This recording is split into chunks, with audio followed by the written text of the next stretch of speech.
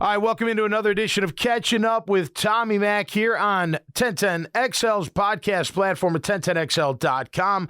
Of course, we are on their app as well and live on 1010XL's Facebook page as well as mine. It'll be archived all over the place. So appreciate all of that. Catch all the great content that the podcasters do here out of this studio and out and about. They all do a great job, whether they're covering the Jags or talking about whatever, Gators as well.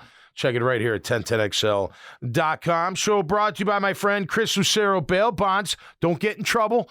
Don't find yourself behind the clink. But if you do, call 904-822-BAIL. That's 904-822-2245, the number one name in the bail game. Also brought to you by my new friends at J-Dog Junk Removal. Hey, say goodbye to your junk. Get it out of here. No matter how heavy, they're going to come. They're going to pick it up. They're going to haul it off. And they'll take care of all those worries. JDogJunkRemoval.com. Veteran-owned and operated, which I love, no doubt about it. And, of course, the Carpet Man, home of LVP. Carpet Man's LVP. That's right, luxury vinyl planking. All right, let's get into it, shall we? I saw Graham yesterday. Hey, Graham, good morning. Hello, sir. How you doing, dude? Fantastic. It was a quick hello. You guys, so it was. Does the media, you got to go at a certain time because y'all went over at the same time.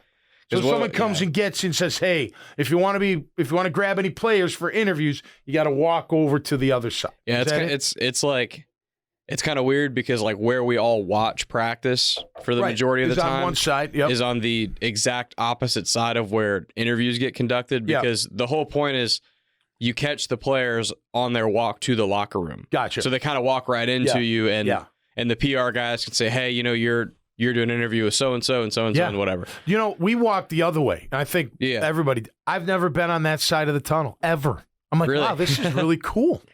Like, this is where the bands come in, right? There's a visiting team. Right. It's kind of, I was like, man, this, and then I was thinking, do they got to walk this far? This would be a hell of a walk before practice. They're like, no, we just can't go out that way. I'm like, all right, whatever. So anyway, what a great day out there. I want to thank the Jaguars for hosting the Legends. Adriel does a great job. I mean, just fantastic, and his staff. For those that don't know, it was Alumni Day at OTA. Yeah, it was Alumni Day yesterday. Yeah, I'm sorry. They say Legends. Call it Alumni, what have you. I stood next to Big John Henderson in the photo. I felt like a little kid. I was like, oh, my gosh.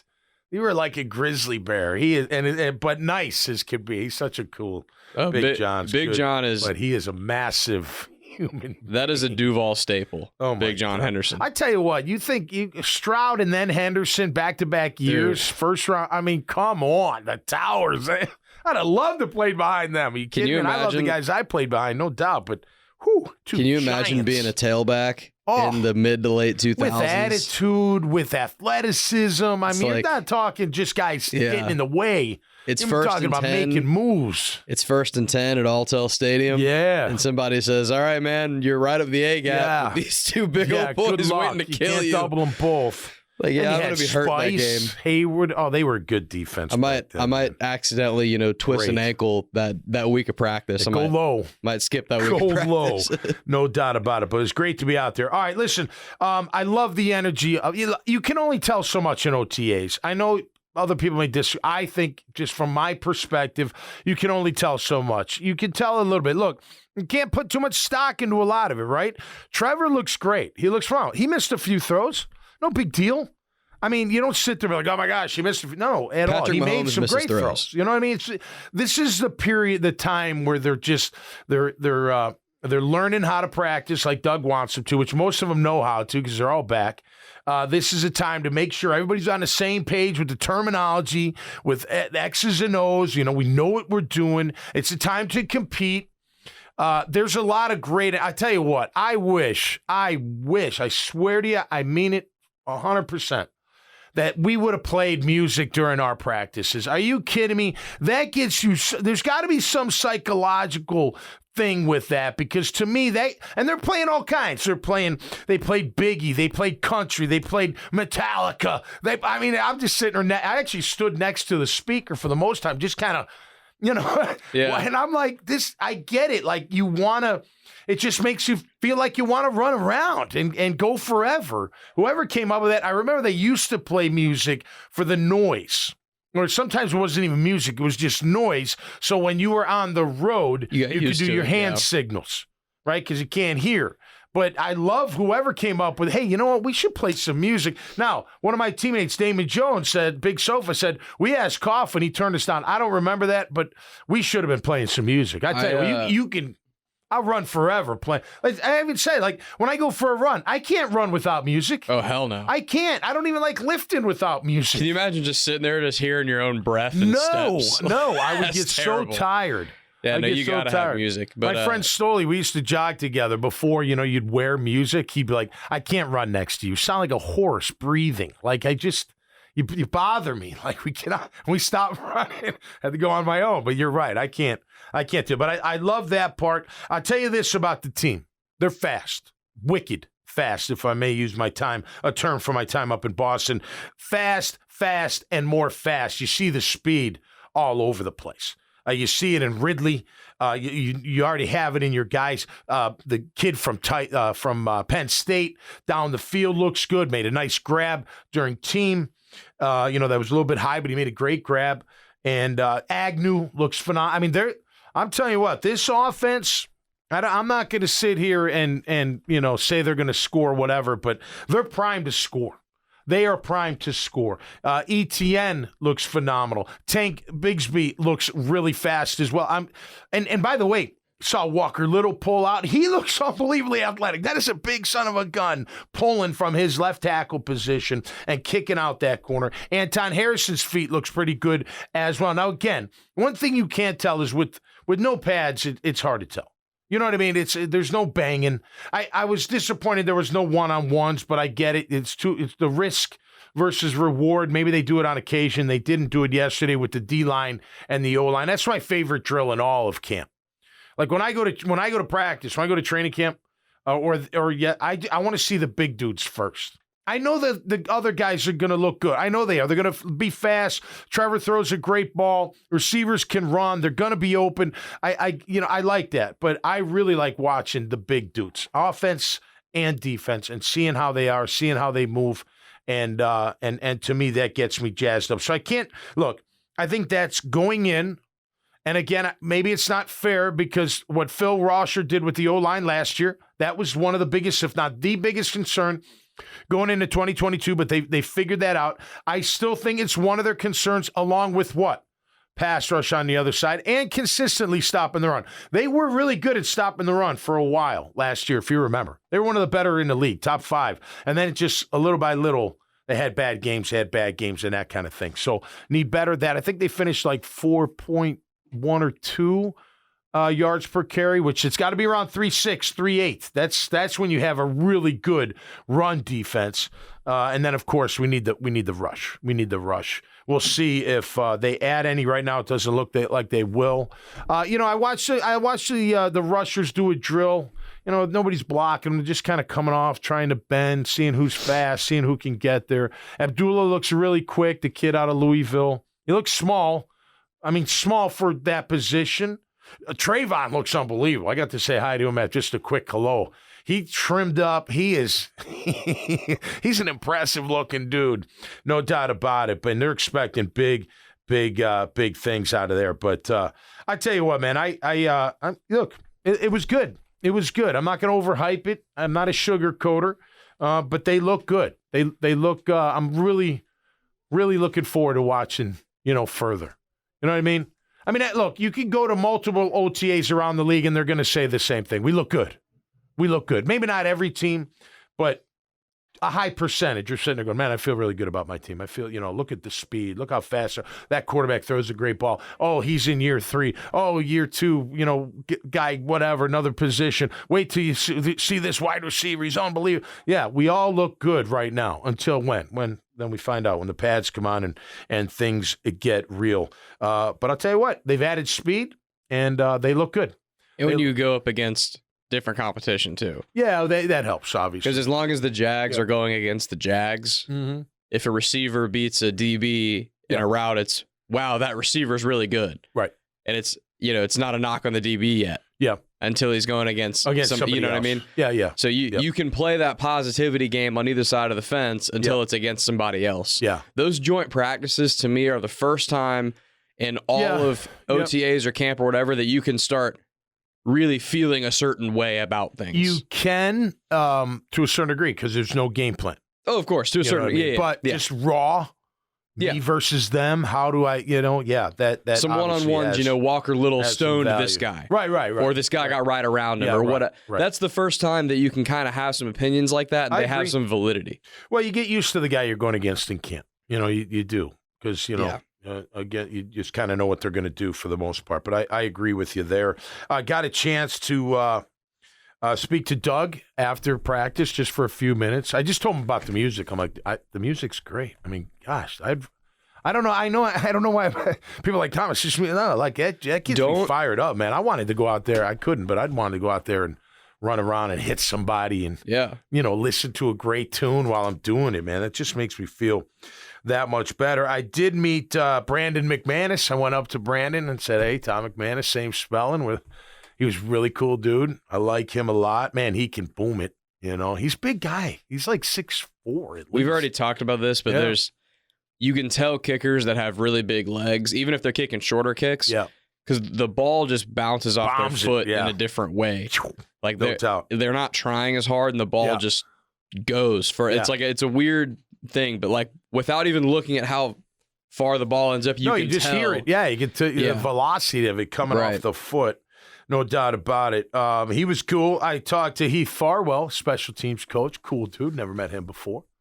He was really, really. I like him a lot. I asked him about the kickoffs, and it's like, hey, what are you gonna do? We don't like it, but what are we gonna do? It is what it is. I saw John Bonamego, Coach Bono, who was former Jag special teams coach back in the day. Hadn't seen him forever. He's been coaching all around, college and pro.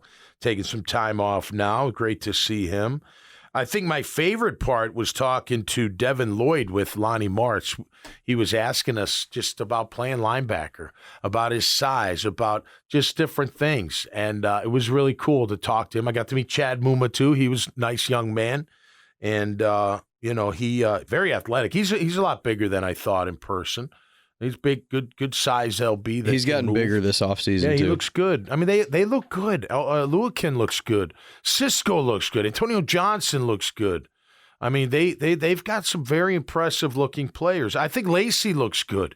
He's a big guy, man. If he can really bend around that corner and be strong at that D end, maybe, you got a shot. One of these damn edge rushers better be able to get to the QB, man. If not, you're going to have to grab him. They've drafted about 700 of them in the last 2 years. So somebody's got to get to the QB, bro.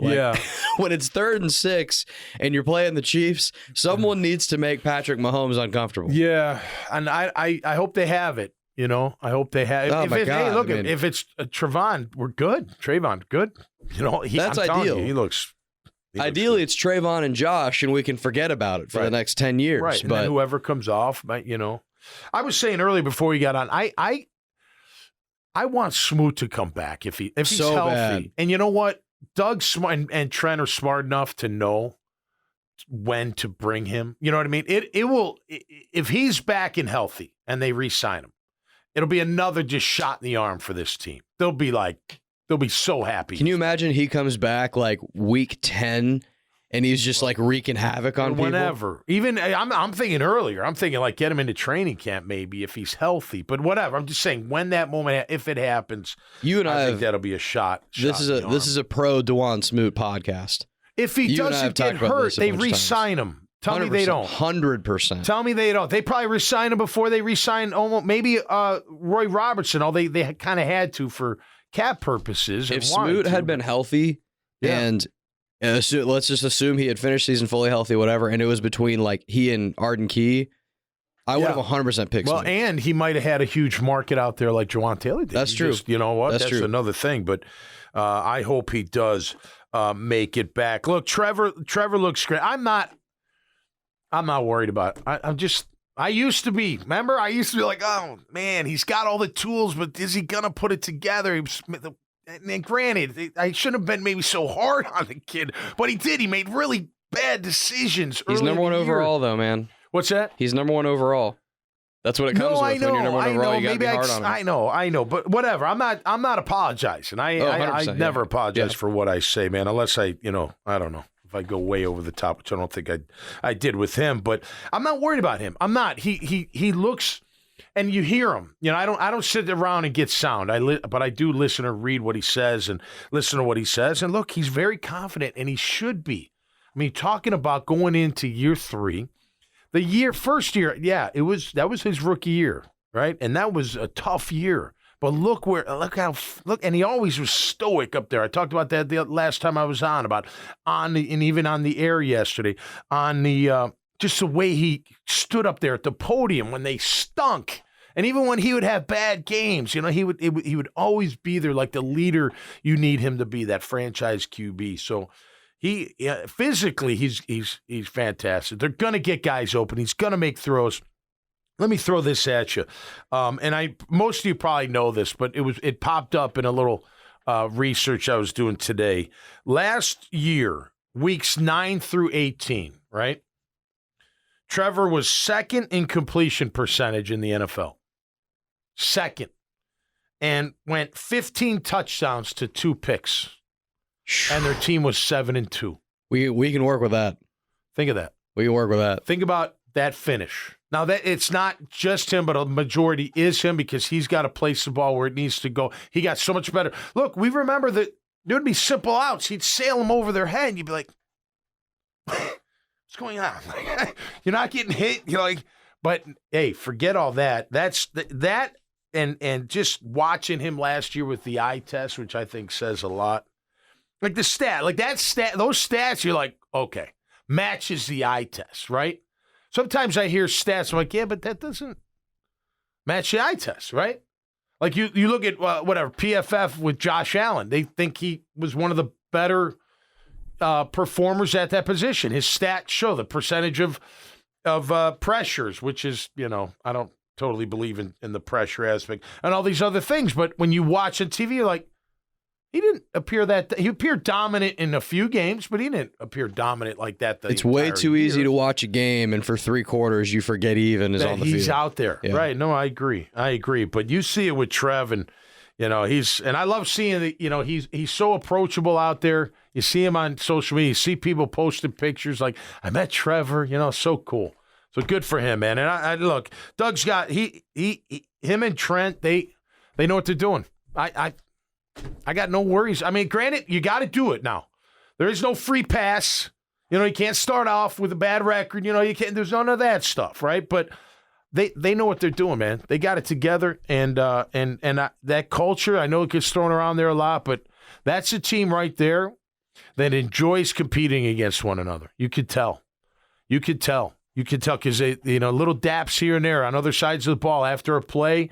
Whatever. Catch a pass, intercept, cover, be in the right position. Yeah, they're all very positive with each other. And they get after it too. Don't get me wrong. There's so much speed. It's a bunch of race cars out there. I mean, it's just going to be like who's going to be up front today? You know what I mean? Who's going to be the pace car today? Take your pick. They all look super fast. I love it. I absolutely love it. All right, let's take a quick look around the National Football League. You can cancel Leonard Floyd if you wanted him to be a Jaguar. He is now with the Buffalo Bills, signing a 1-year deal. Haven't seen the terms yet, but smart move. Smart move for them and him. Obviously, they've got a team that's going to be right there in the hunt. I expect them to be back. No matter how they finished last year, they needed some help up front, and they've got it. Von Miller coming off the ACL. Leonard Floyd comes in. He's going to give you 8 to 10. There's no doubt about that. They did redo Ed Oliver's deal with $45 million in guaranteed money. Of course, a defensive tackle out of Houston, right? I think he was out of University of Houston. He's been a good player for them, so good for them. They started on their stadium deal, $1.54 billion stadium deal. Grass field. I like it. They're going all grass up in Buffalo. Good for them. Another NFL player busted for gambling. Yeah, Indianapolis Colts, Isaiah Rodgers. Busted. He's a DB and a kick returner. Busted for gambling, including betting on the his own team. Like, come on. Like, seriously, how do you not know you're going to get caught? Like, you know you can't do it. And I know, look, the NFL allows gambling. I get, but you can't gamble on your own. I mean, just look up Pete Rose. Like, just look up Calvin. And not to use Calvin as an example, but man, look what happens to you. I mean, Calvin is the example. A year. You lose a year. That's a year on your pension. That's a year on your severance. It's a year on your insurance. It's all that stuff. It's a year on the money you make. It's a year of playing. Man, I just don't understand why you'd go that route. You know, get a side hustle doing something. I don't care. Even if it's a little illegal, whatever. Just don't get caught. But you know you can't gamble. You just can't. Anyway. That kid, I don't know, he'll be sitting down for a while. Cowboys released former Gator. Did you see this? Antonio Callaway. Okay, so it was driving with a suspended license. So, okay, whatever. Those things kind of happen. But this is like strike 9 for him. Here's the problem. And again, he's trying to catch on. He had talent come out of Florida. I love him coming out of Florida. He's electric, man. Yeah, he's just electric. He can't get it together. And they released him, but that's what happens. After so many tries, you're not the number 1 wide receiver. You're not even the top 3 wide receiver on the team. They let you go. If he's number 1, they may give him another try. You know what I mean? But when you're fighting for that, you got to keep it clean, man.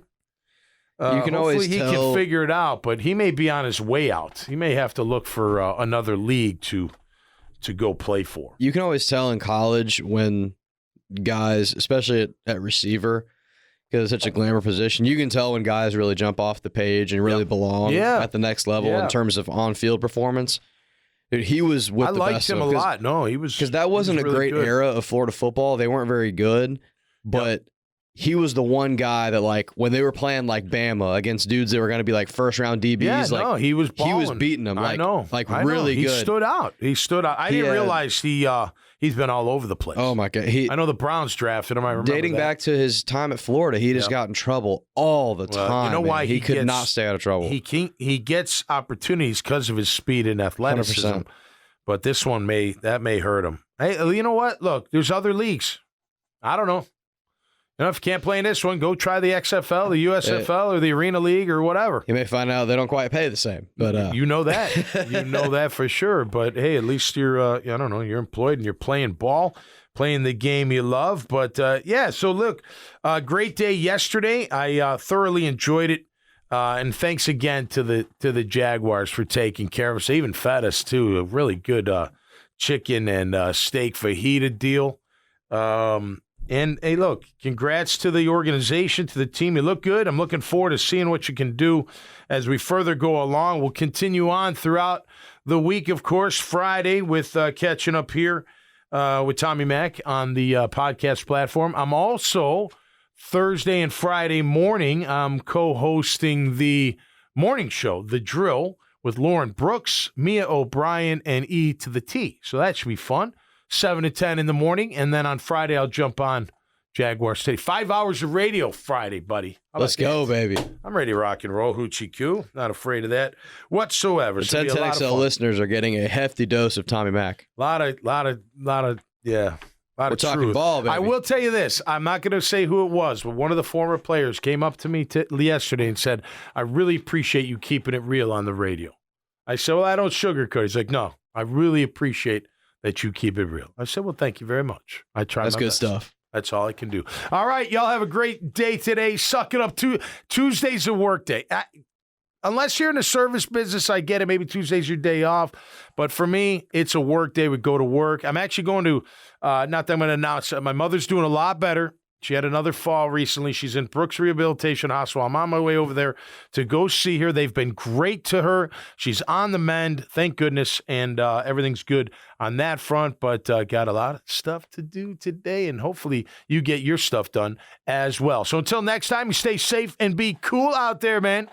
And we'll catch you right here on Catching Up with Tommy Mack Podcast on 1010XL's podcast platform. Peace and love out there. Have a good one.